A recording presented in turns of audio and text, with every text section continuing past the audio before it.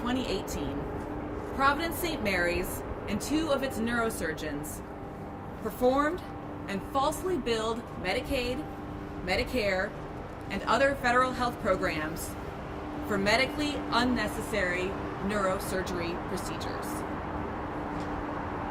The settlement involves allegations that two neurosurgeons and Providence failed to provide appropriate and adequate care for these patients and exposed them to serious danger and even serious bodily harm.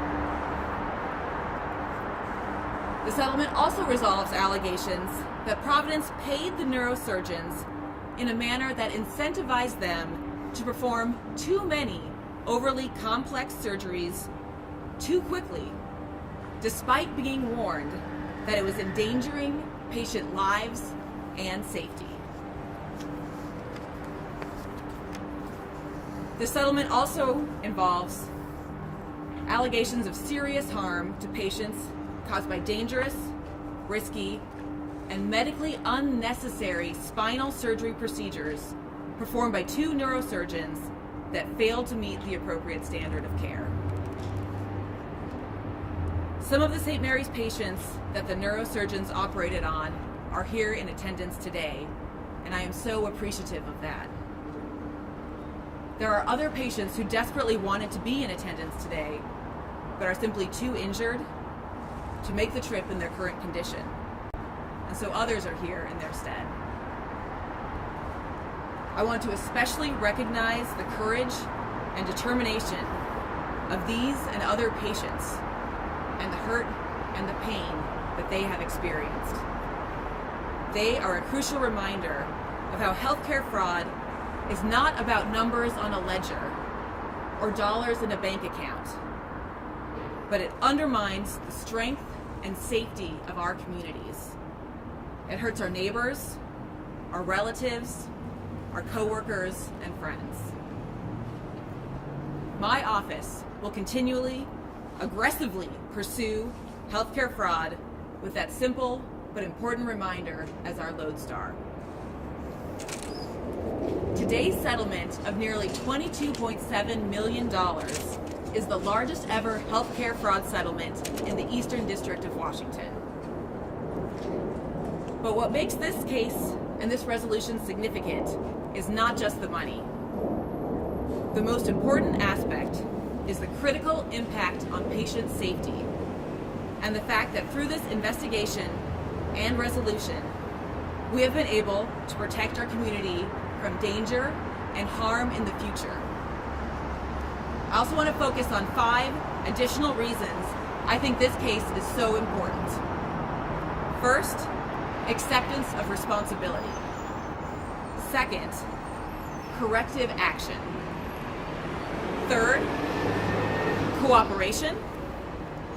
Fourth, the critical role of whistleblowers. And fifth, well, we couldn't do this without our very important law enforcement partnerships. So first I'll talk about admission and acceptance of responsibility.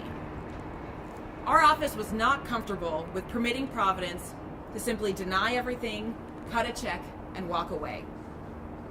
Rather, as part of the settlement, Providence accepted responsibility for and admitted that during the 5 years that these two neurosurgeons were employed at St. Mary's, Providence medical staff, including the director of the neurosurgery department, communicated concerns that the neurosurgeons were harming patients and endangering patient safety, were performing medically unnecessary and dangerous surgeries, that they had falsified and exaggerated diagnoses in order to get Medicare and other insurance providers to pay for the procedures, and that these neurosurgeons over-operated, which has performed a more complex and risky surgery than was medically appropriate.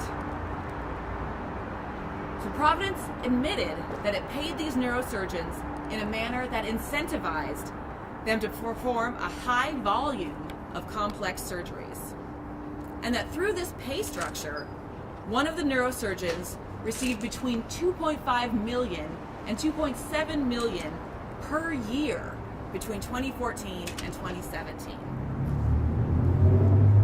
Providence further admitted that when it eventually performed independent reviews of the neurosurgeons, it allowed both of them to resign rather than terminating them, and did not report either neurosurgeon to appropriate state or federal regulatory bodies who are responsible for safeguarding patient safety.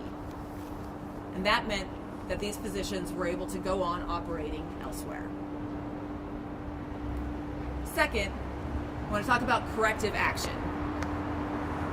My office will hold people accountable, but it's also so important that we make sure that nothing like this happens again. As part of the settlement, we required Providence to enter into a 5-year corporate integrity and quality of care agreement. This separate agreement requires Providence to implement and maintain a number of quality of care and patient safety obligations. For example, for the next 5 years, Providence will be required to retain independent experts to perform annual reviews of Providence's billing and quality systems, and to establish and implement robust compliance and quality training and procedures to ensure patient safety. These improvements and safeguards are not limited to St. Mary's, but will have benefits system-wide, meaning that we will all benefit from these increased protections. Third, I want to highlight cooperation. While I'm extremely concerned about Providence's conduct and its failure to act more quickly and more aggressively to protect its patients in the community, I want to give Providence credit for stepping up during our investigation and providing its full cooperation. It is clear to me and my office that Providence had and has a sincere desire to address its past conduct, as well as to prevent something like this from ever happening again. As the largest healthcare provider in Washington, Providence is a critically important partner and member of this community when it comes to protecting and saving lives. I want to commend Providence for taking its responsibilities seriously and confronting some hard truths to try to make things right. Providence has agreed to provide full cooperation into our ongoing investigations. This cooperation has already involved and will continue to involve providing crucial information and assistance to support our ongoing investigations. And while I can't comment on the nature of our ongoing investigations or who might be subjects of those investigations, I can say that my office is fully committed to holding individuals that participated in fraud fully accountable using all the tools that are available to us. Providence's cooperation in our ongoing investigations will be an important tool in our pursuit of justice into those who are making money off of this dangerous fraud. And fourth, I want to talk about whistleblowers and the critical role they play in these cases and investigations. Like so many of our significant healthcare fraud matters, we learned of this situation from a concerned citizen who came forward and blew the whistle. In this case, the whistleblower was the former medical director of the neurosurgery department at St. Mary's. The False Claims Act recognizes that whistleblowers have a critical role to play when it comes to ferreting out and prosecuting fraud. And it provides whistleblowers with a strong financial incentive to come forward. In this case, as the False Claims Act provides, the whistleblower will receive over $4 million of the settlement amount. For our hundreds of thousands of healthcare workers here in the Eastern District of Washington, if you have seen practices that you are not comfortable with, and if you believe that you have information about fraud or patient harm or abuse, we are listening. And we will pursue your information aggressively, and we will protect your identity until our investigation is complete. We will continue to work closely with brave whistleblowers to hold healthcare fraudsters accountable. Those who believe they have information about healthcare fraud can report it online to Health and Human Services OIG at oig.hhs.gov. Or you can file a whistleblower complaint under the False Claims Act, and we encourage you to do so. We need your courage, your expertise, and your truth to hold fraudsters accountable and keep our communities safe. And fifth, I want to commend our law enforcement partnerships. While my office has made healthcare fraud an important priority, we are not doing it, and we cannot do it alone. We are so blessed to have such wonderful law enforcement partners in our critical healthcare fraud work. We work hand in glove with these agencies in the Providence case, and I am so glad that they are able to join us here today.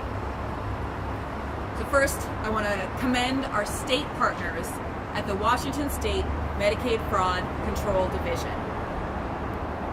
The Medicaid Fraud Control Division is part of Attorney General Bob Ferguson's office, and we are incredibly fortunate to have their strong support and partnership in this and other critical cases. In a few moments, you'll hear from Larissa Payne, the director of the Medicaid Fraud Control Division in the Attorney General's office. In cases like this, involving fraud or abuse involving Medicaid, we work closely with Larissa's team at the Medicaid Fraud Control Division to leverage all the tools that the state and the United States have to fight fraud. In this case, we were especially fortunate to work with Assistant Attorney General Jeremy Kelly, based right here in Spokane, and I want to thank Attorney General Ferguson and Director Payne for their support and partnership. Second, the United States Department of Health and Human Services Office of Inspector General investigates fraud, waste, and abuse involving Medicaid and Medicare. In this case, we were incredibly fortunate to have not one, but two exceptional agents, Special Agent Len Russo and Cody Raysinger with the Seattle Field Office. I want to recognize and thank both of them, as well as Assistant Special Agent in Charge Jeff McIntosh of the Seattle Field Office, for their outstanding support and partnership in so many important cases. Third, we also had the Office of Personnel Management, Office of Inspector General. This OIG office investigates cases involving healthcare programs that cover federal civilian employees. And we were very fortunate to have Special Agent Mark Pellegrino of the Western Regional Office on this case. His interviewing and investigative skills were an incredible benefit to the investigation.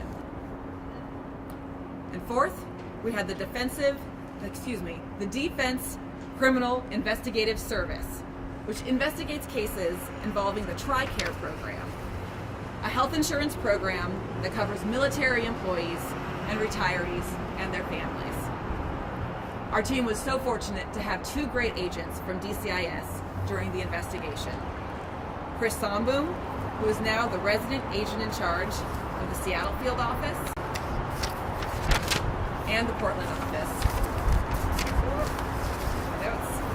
And Special Agent Derek Lindbaum, who we've worked with on a number of important cases. I want to thank Chris and Derek for their exceptional support and work on this case and other cases. And last but not least, our investigation benefited greatly from logistical support provided by the Walla Walla Police Department in a number of important respects. I want to thank outgoing Chief Scott Beaver for that support over a long investigation that took our agents and attorneys far from home on many occasions. This case is important, but it is only part of the essential work that we are doing to fight healthcare fraud here in Eastern Washington. Over the past 5 years, the office has greatly expanded its healthcare fraud practice.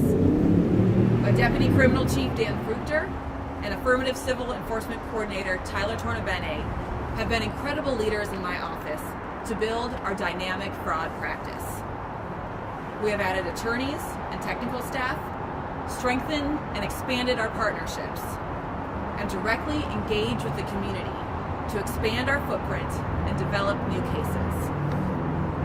As demonstrated by this case and others, we are doing good work, but there is much work still to be done.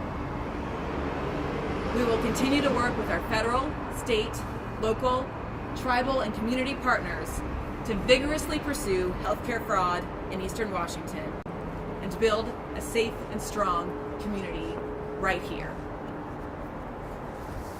So I want to now introduce Larissa Payne, the director of the Medicaid Fraud Control Division.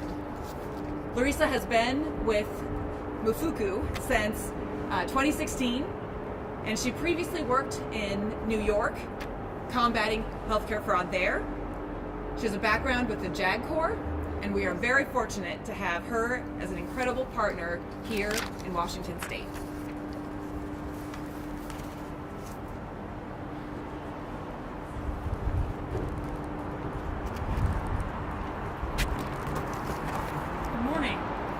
Thank you, U.S. Attorney Waldron. Medicaid dollars are a precious resource meant to care for the most vulnerable among us.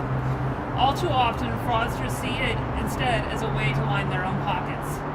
That's where my office and you at the U.S. Attorney's Office come in. This case proves what we can accomplish with a strong state and federal partnership. Patients trust their doctors and that the care they receive is necessary, particularly when they're undergoing neurosurgery. I'm proud of the work we did with the U.S. Attorney and her team. I want to thank my team who worked tirelessly on this case. I'm joined today by Assistant Attorney General Doug Bowling, and I want to recognize the rest of the Medicaid fraud team. Forensic analysts Tobias Moss and David McDonald, Assistant Attorney Generals Jeremy Kelly and Matt Keene, Special Agents Clay Coward and Scott Tollickson, Clinical Healthcare Investigators Robert Jones and Jody Wattier, Paralegal Cindy Burke, and professional staff Don Weisner, Julie Vetter, and Kim Sobel. They put in more than 100 hours and provided extremely technical analysis that was critical to the case. This case came about as a result of a whistleblower coming forward. Because one person decided to do the right thing, millions of Medicaid dollars will be protected. I encourage anyone who suspects Medicaid fraud or abuse in Washington to contact my office at 360-586-8888 or Mufuku Referrals, MFCU Referrals at atg.wa.gov. I look forward to continuing to work with the U.S. Attorney to combat Medicaid fraud and abuse in Washington. And now, U.S. Attorney.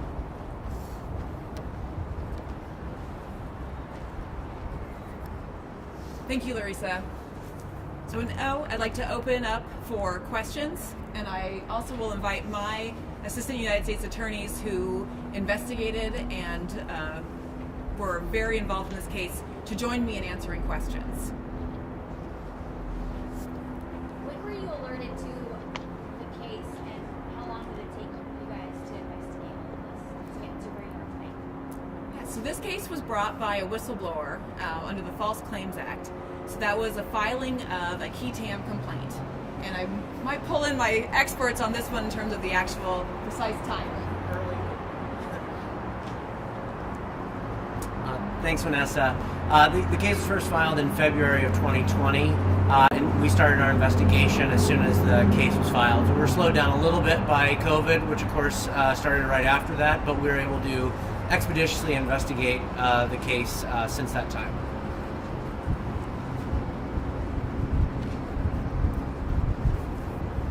The doctor is going to be criminally charged. So today's announcement is about the settlement with Providence.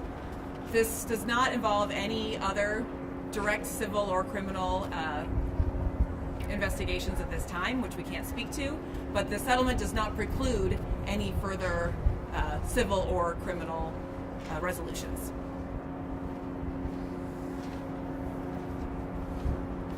So you talked about $4 million out of the $22 million will go to the whistleblower. Where does the rest go? Good question. So about $4 million will go to the whistleblower as provided provided by the False Claims Act, about $10 million of the settlement amount is designated as restitution, and that means that it will go back to the programs where it was taken from. So Medicaid, Medicare, and other federal programs. So that's about half of the funds will go back as restitution. About $4 million will go to the whistleblower, and the remainder of the recovery goes to the federal treasury, with about a 3% portion allocated to further enforcement efforts. And historically, this 3% allocation of our recovery in the Eastern District of Washington has been larger than the entire budget of the office, which reflects the value of this program from both a monetary perspective and an enforcement perspective. We have a virtual feed that's going as well. There's some questions there. Did Providence management know what was going on? Yes. The reason that this settlement was reached was because Providence was aware of what was going on. They had been receiving information from the head of the neurosurgery department, and that was critical to the accountability that we are now holding Providence to.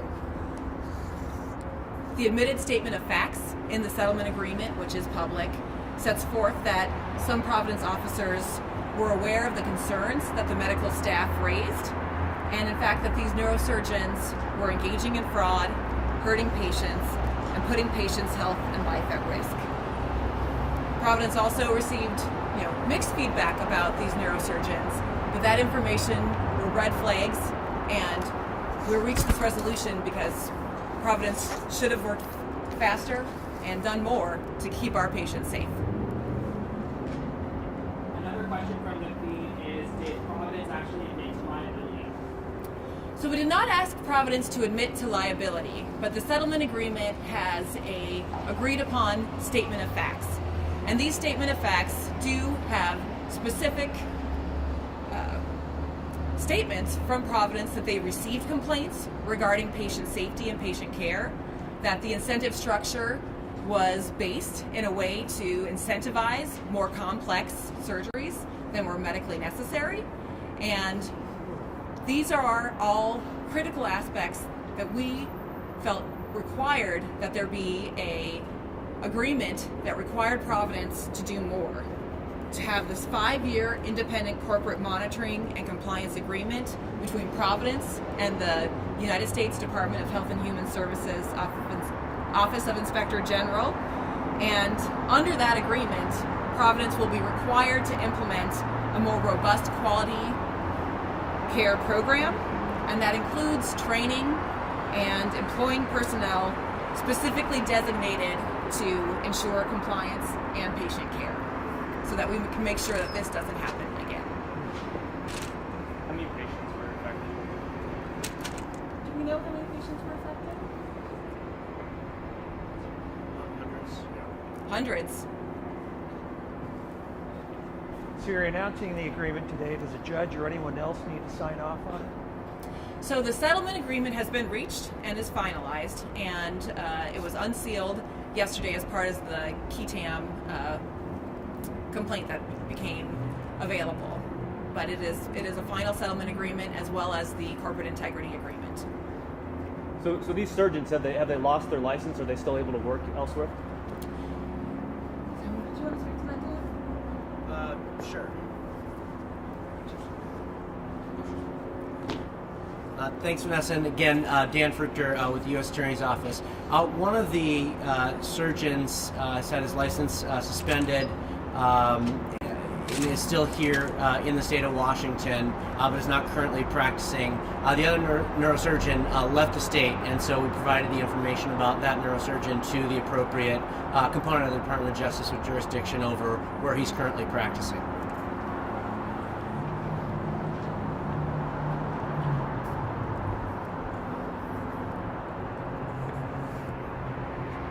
Thank you all for being here. I know my hands are very cold, so I appreciate everyone who's been able to hang out with us for this special time. We really appreciate your engagement with this big, important issue, and my office is thrilled to be doing all that we can to build a safe and strong Eastern Washington. Thank you.